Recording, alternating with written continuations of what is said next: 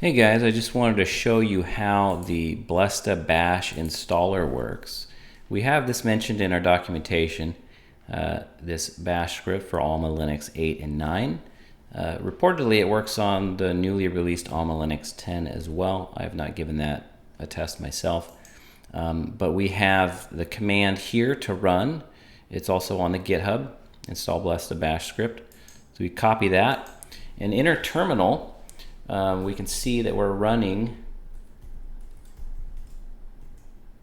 AlmaLinux 9.6, and it's a fresh VM. It's got meager resources, 20 gig of disk. I think it's got a couple of gigs of RAM. And so what we're going to do is we're going to execute the command there, and it will install all the dependencies for Blesta, and then it will install Blesta. Now when you run it, this is what you see. We got some Blesta ASCII art here. You need to make sure that the host name that you're using is already resolves on the DNS. So here we're using bashtest.blesta.com. It resolves to this server, and so we enter that at the prompt, and then it asks for our email address. So we enter an email address, make sure it's valid, first name, last name, and then you enter a license key. So if you have a license key, just paste it in here. If you don't have a license key, you can just hit enter and it will try to fetch a trial license. So once we've entered all the information, then we confirm by typing Y and hitting enter.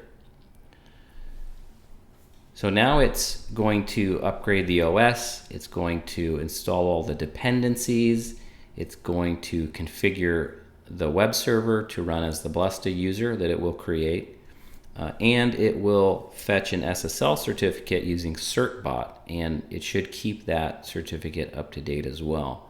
After that, it will download the latest version of Blesta and install Blesta and spit out your login at the end. The passwords that are generated randomly, so no two installs are the same. And there's a text file that will be left in the root directory that contains the root password for MySQL. We're installing MariaDB server. We recommend that over MySQL.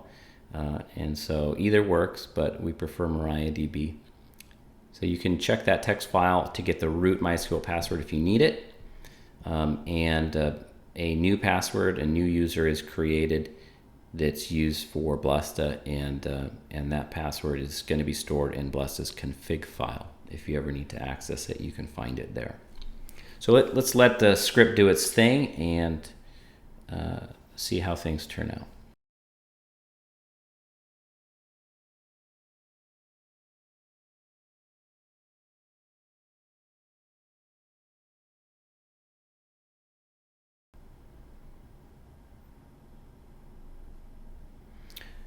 Installing PHP 8.2.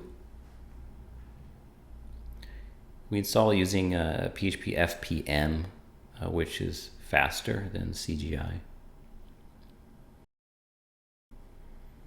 And all our dependencies are installed, and we're requesting a certificate for our host name from Let's Encrypt using certbot.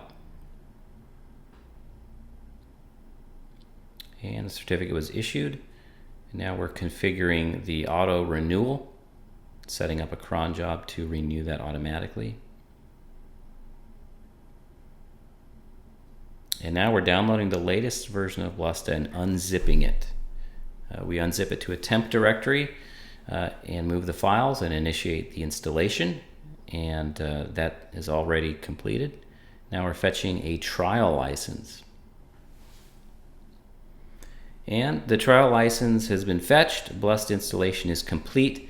And in the green here we have our credentials. So make sure you save these in a safe place. But we will copy the password here to clipboard, and we will try to access the URL. So Blesta loads now, and we'll put in our username, admin, and our password from the output of the terminal. And we're in. Now Blesta sets up a cron job as well. So the system status widget here will turn green within a minute or so. The cron runs minutely. If you're intending to migrate from another system in this way, you will want to disable the cron job. Blesta is installed in home/blesta/public HTML, and Apache runs as the Blesta user. So does the cron. So if we do, we can su to Blesta here, and then we can run cron tab -l. If I spell it right, we can see the cron tab. And so if you wanted to disable the cron, you could output that to crontab.txt and then edit the file and comment it out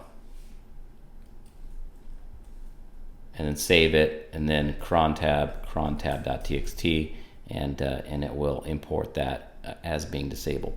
When you're doing an import, you don't want the cron running until you're ready to commit to converting over. So now we reload Blesta here. We can see the cron has run, and everything is working as it should. And we're running the latest version of Blesta. In this case, that's 5.11.3. If you run this later, you'll get a whatever the latest version of Blesta is then. All right, we hope this helps and makes it easier to install Blesta and get up and running. We do recommend installing Blesta on a virtual machine instead of shared hosting. And when you run our bash installer, it installs all the dependencies and configures everything just how it should be, so that you can take advantage of everything being configured correctly. Less issues, less errors, less problems along the way. So we hope you enjoy. Cheers.